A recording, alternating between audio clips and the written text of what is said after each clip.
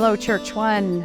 Once again, what a treat to connect even this way. Grateful that you are taking time out of your morning, afternoon, or evening to check in.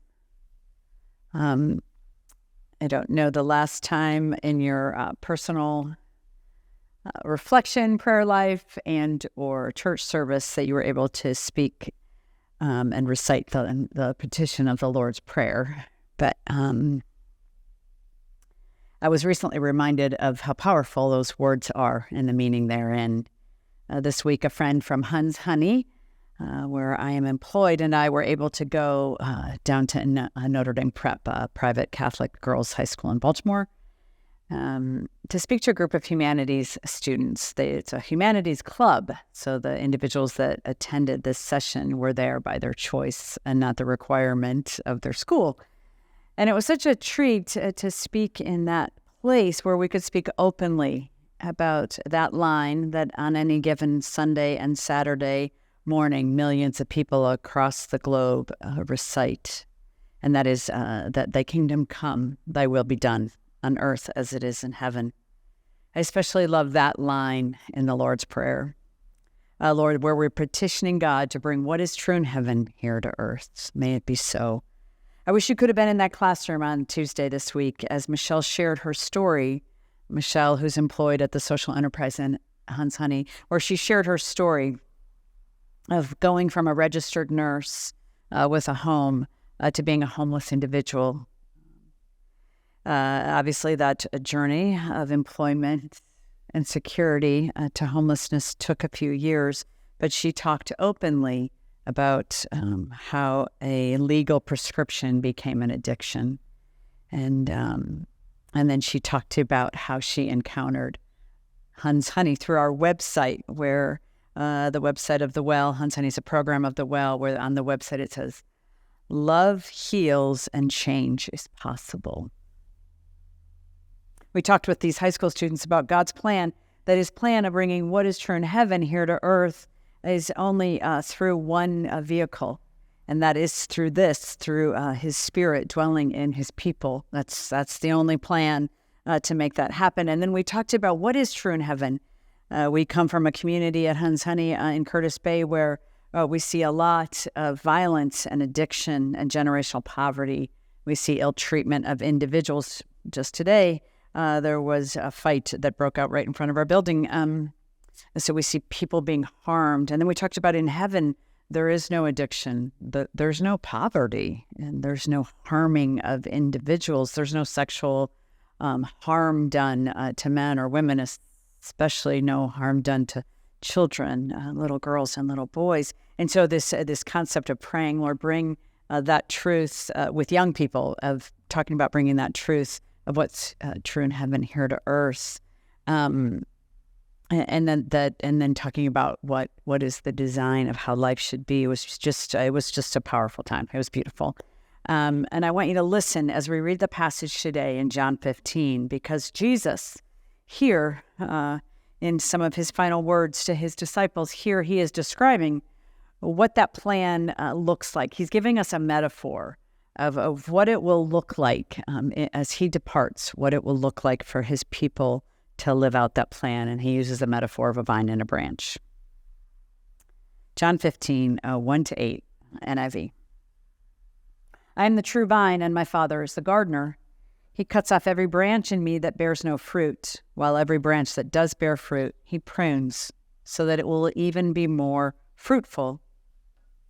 You are already clean because of the word I have spoken to you.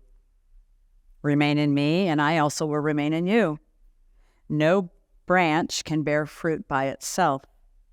It must remain in the vine.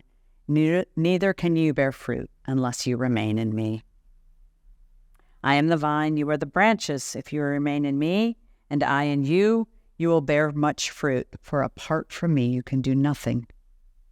If you do not remain in me, you are like a branch that is thrown away and withers. Some branches are picked up, thrown into the fire and burned. If you remain in me, my words remain in you.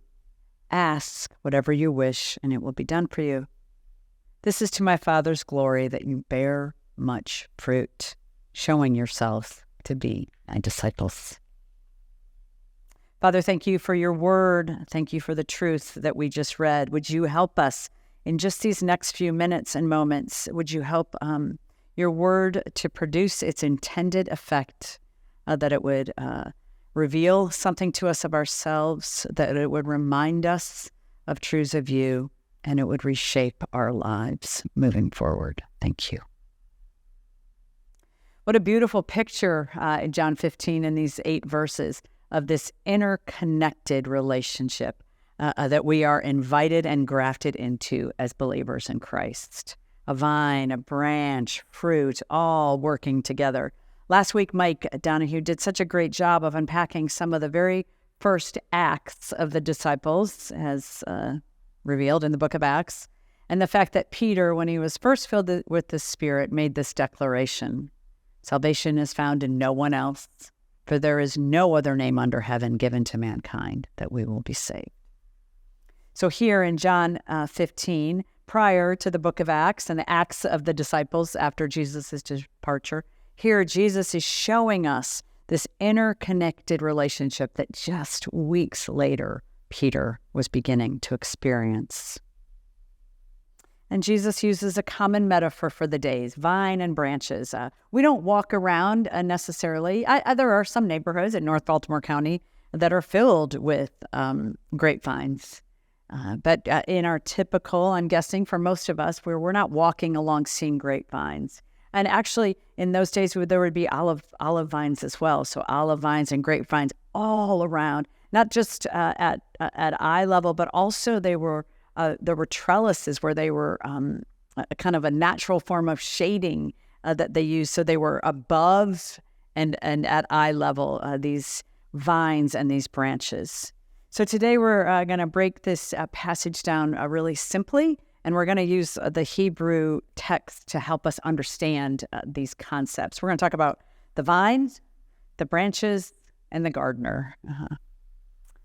And we'll end with just talking a little bit about a choice as a result of all of the information that we're going to take in, or that this passage that this passage invites us to. Jesus starts out this passage, which is with his final I am statement from the Gospel of John. I am the true vine. Do you remember that first I am statement in John chapter 4, in John's recording of his life of walking with Jesus? In John 4, John recounts the encounter of Jesus and the woman at the well. And, I side note, love to study places in the Bible, both Old and New Testament, where God and Jesus are encountering a woman, and especially love to study passages where that woman has a reputation of related to her, or what the culture might even perceive as her sexual behavior, or a woman that has been harmed. Is just something I think there's so much to learn. And in John 4, one thing that has always stood out to me in studying that passage is that Jesus, she says, I hear the Messiah is coming. And he says, I am the Messiah. And of all the people in the world that you would think Jesus would first utter those words to, I bet the top of anybody's list at the time of Christ would not have been a woman at the well with the reputation that she had. But that is Jesus, is it not? So the first I am statement we see in John 4. And then in John 6, I'm the bread of life. John 8, I am the light of the world. Again in John 8, before Abraham was born, I am. Simply the words I am to describe himself. John 10, I tell you the truth. Jesus says, I am the gate for the sheep. John 10 again, I am the good shepherd. John 11, I am the resurrection and the life. John 14:6, I am the way, the truth, and the life. And here, Jesus saying, I am the true vine, teaching his disciples about this relationship between them and the vine, Jesus, and the Father, the gardener. And he's saying, I am the vine. And he says what the vine does to these disciples, stating in verse 3, you are clean because of the vine. You are katharos because of the vine. You are pure, unstained, literally, spiritually guiltless, innocent, upright. You know, a vine that is diseased or unclean can't be attached. A branch that is not clean cannot be attached to a vine that is clean because it'll contaminate it. And Jesus is saying, you have been made clean by me. You have been grafted into, in a sense, purity because of who I am and what I have done for you. What used to not be compatible, the Father, the vine, the Father, the gardener, the Son, the vine, and the branches, us, what used to not be compatible are now completely and utterly interconnected.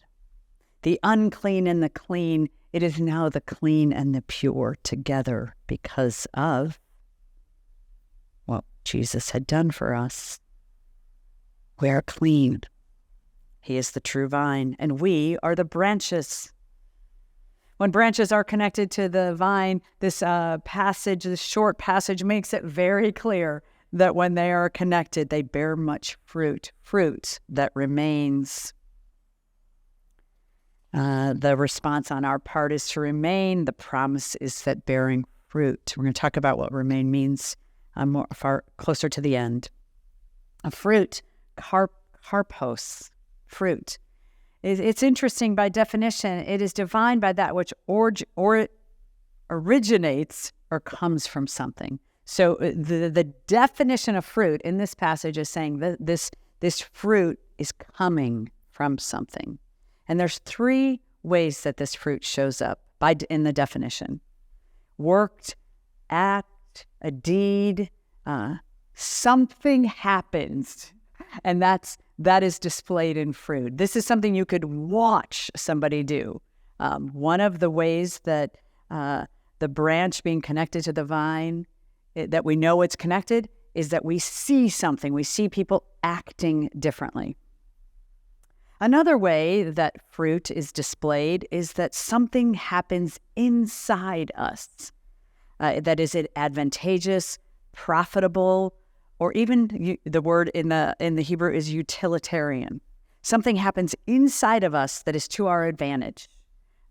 Another way to make this a lot more practical is what can happen inside of us that can be to our advantage. A lack of anxiety, a peace, a perspective. I was with somebody just the other night, and she got some really bad news. And she said, and we were at this event that, she was going to be speaking, and she said, I just need to go outside, and I just need to, she said, I'm a wreck. She came back about 20 minutes later, and her entire countenance changed. It just changed. And she goes, I'm okay. I'm going to be okay. I'm going to be okay. And she said, I just got perspective. That's fruit. That is that profitable fruit that can happen on the inside. And then there's an interesting third way that fruit can show up. And it shows up in a way that we are just spontaneously driven to praise. Something outside of ourselves, not ourselves, but something outside of us. In the case of this fruit, it would be almost an offering of gratitude to God. The way the Hebrew just says it is we are moved to praise is a part of the definition. And I like to think of that as just, I've had these times in my life where I've had this response, and it's just simply been gratitude. And I'm sure you have too, where you're walking along and you're just remembering something and you just go, I'm so grateful. Sometimes the words just come out of my mouth. I'm just so grateful. So we see it, we do something that can be fruit, we experience something internal, or we have this response of gratitude, all of those being fruit. Another way of defining it is to think of fruit as supernatural character and behavior that spills forth out of our new nature.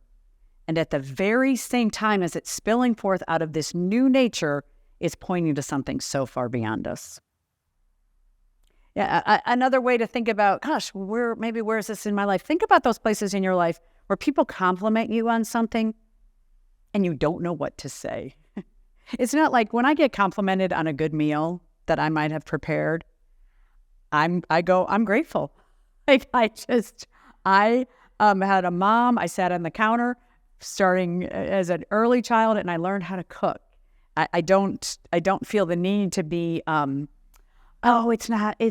not me or something. No, that's actually me. I really love to pull together ingredients. I can read a menu and I can almost see the flavors. That's just something I do. I don't feel the need to discount it or dismiss that kind of a compliment. But you're going to compliment me on something like, gosh, Sarah, you, when you're with these individuals in the city, you just seem to be so in the center of what you were made for. That compliment, I don't know what to do with, because I know that that's not in my original nature.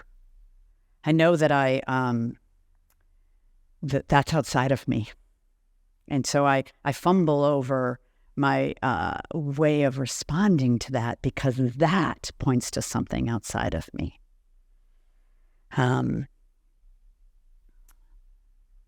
There is a natural response of gratitude because it's coming from a vine, and this fruit is only there because that branch is attached to the vine. What in your life is evidence that God is indeed at work in your life? It's a great question to ask yourself. Where is the evidence of your karpos, of your fruit, of your connection to the true vine? Another truth of the fruit in our lives is that much of it comes from divine pruning, from pruning by the gardener. And here we get to the third object in the metaphor that Jesus is so beautifully laid out for us. The gardener, John 15. Jesus is the vine, we are the fruit-bearing branches, and the Father is the gardener. And the Father prunes as a gardener. The Father, a branch that is dead and has no power to bear fruit, or is not bearing any fruit and will not bear any fruit, and only the Father knows those branches. Those are taken away. But the ones that have the potential to bear fruit, but are being hindered and limited, he prunes them. He is the divine pruner, the divine cutter. He takes it away. That's what the word means, to take away things in our life so that more fruit, there's only one purpose for it, is for more fruit to be produced. More fruit is produced. The word is airo. It means to raise up or to take up or to lift. It literally, a part of the definition is a weighted anchor. I love thinking about pruning as God taking things that are, it said a weighted anchor at the bottom of the sea, of God taking something that is so weighing me down and removing it so fruit can be. I mean, a natural way to think of this is, what in your life needs to be cut off? Where does the divine pruner need to come in and take away something? I don't want us to hear this passage and think of God as being this malicious person who comes and takes things away from us that we perceive as good. I want you to think of things in your life, and I'm going to tell you a story from my own life, that you will be better off without. Things that you will produce more fruit. Things that are weighing you down. And only God knows what those are. I'm going to tell a story of, I'm going to kind of go through some years with this story, and I'm going to try to tie in a few of the few points I've made today. When I was 18 years old, I went on a college visit to the place where I eventually went to college, Miami University in Southern Ohio. I grew up in Northern Ohio in Cleveland. It's natural. It'd be like students going to University of Maryland here. It was a natural place for me to both apply and want to go to. So when I went, probably typical, not of all, but of a lot of students, college visits, it was far more for the fun than the hour tour around campus or the view of my dorm room. in Tappan Hall. I went with a group of friends from Cleveland, and I was the only 18-year-old, and so I put my name on this hotel room that we rented. We went without parents or anything. That's the way we used to do things back in the day. And we smoked a lot of pot, and we drank a lot of alcohol, and then we had this wild hair of going to just get a bunch of donuts in the middle of the night and just literally destroy the room that we had rented, the hotel room. I remember putting donuts behind like a picture frame and smashing it, and thinking at the time it was funny, but also thinking, this is kind of rude.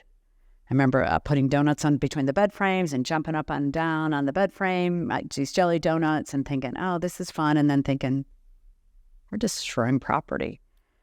I felt bad, but I didn't feel terrible. I do now. 40 years later in the telling of the story, I feel horrible. But at the time, it was just something I did. 6 months later, after that time, in that May, 6 months later was when I met the man on whom there's no other person on earth that will be saved. In that same dorm room I was visiting or touring that weekend, 105 Tappan Hall, I said, Jesus, this is true. I knew when the person was reading me this little track about the love of God, I knew as she was just reading it that those words were true. I'm sure that was the moment of my salvation. I don't think I had to say any specific words for that to happen. I knew in my soul, this is truth. I want this. I'm itching my pony. This is, and that's when God in His grace opened up my eyes.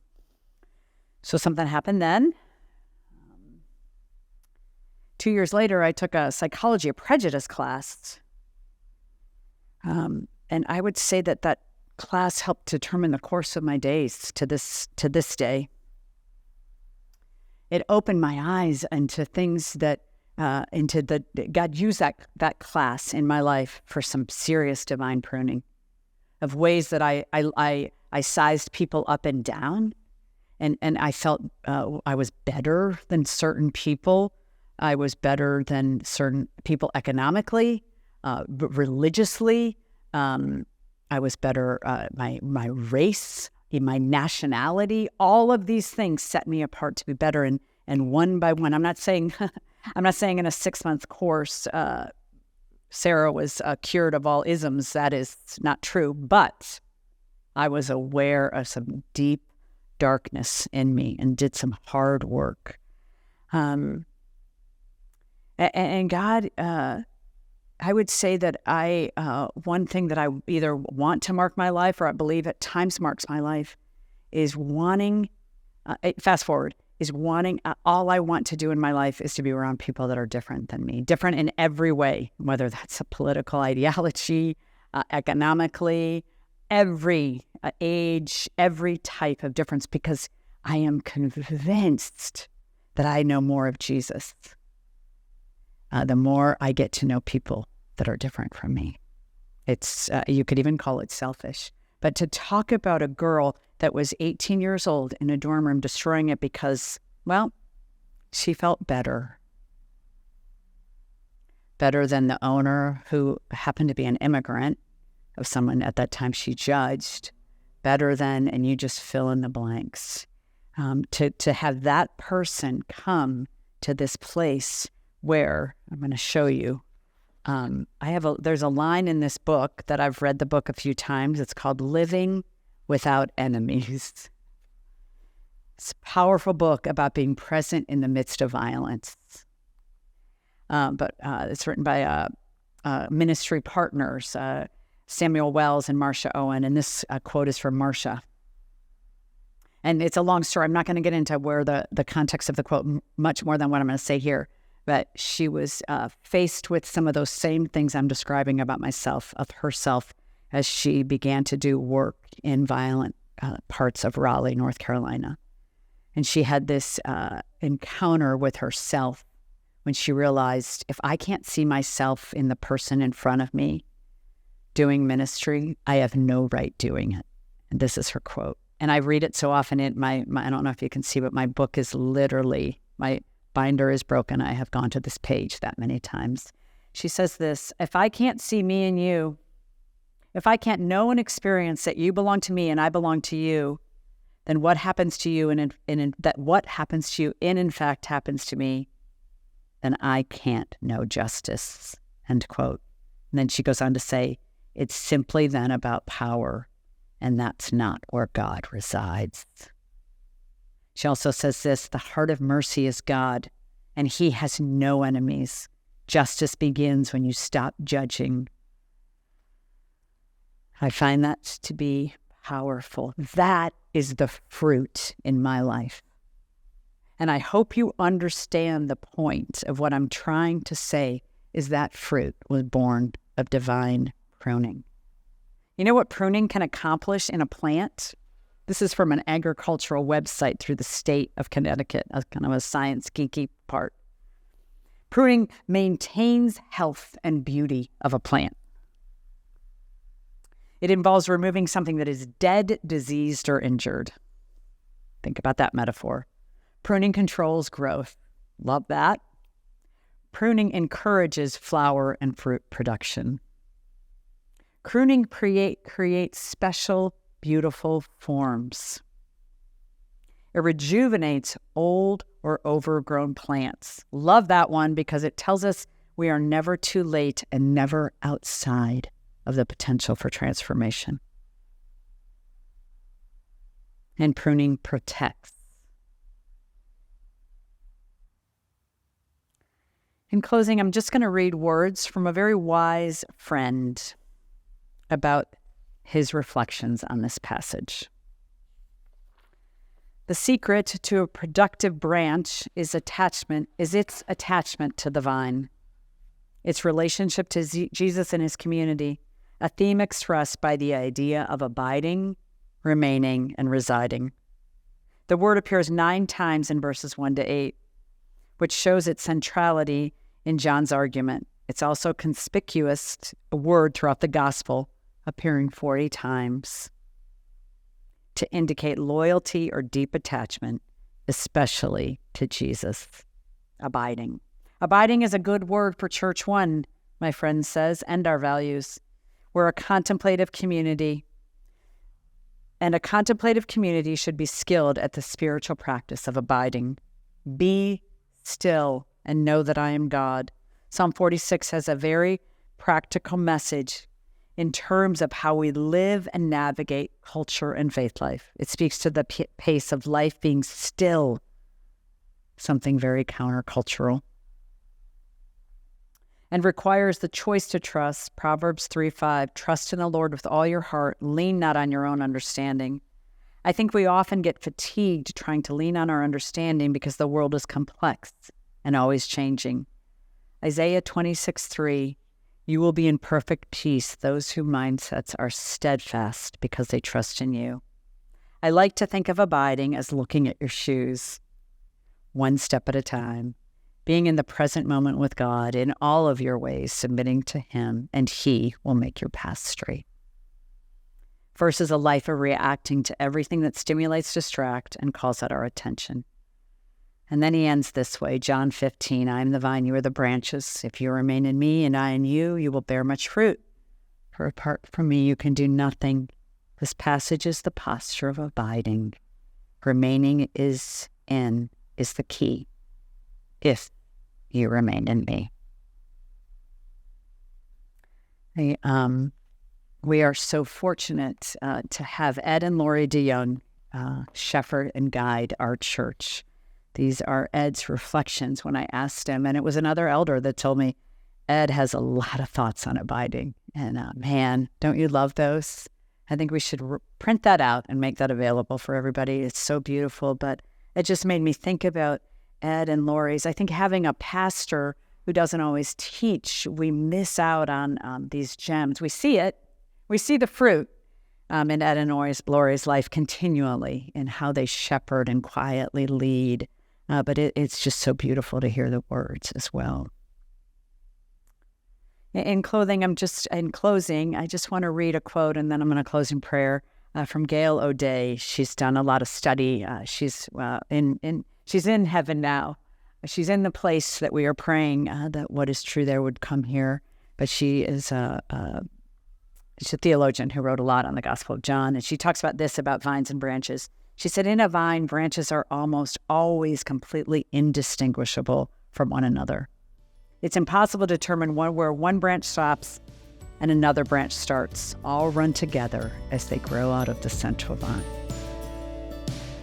Father, thank you that as your body here, we are those branches that are completely, possibly indistinguishable, but together we make up your church. Lord, would you help us this week to stay connected, to abide, and to remain. Amen.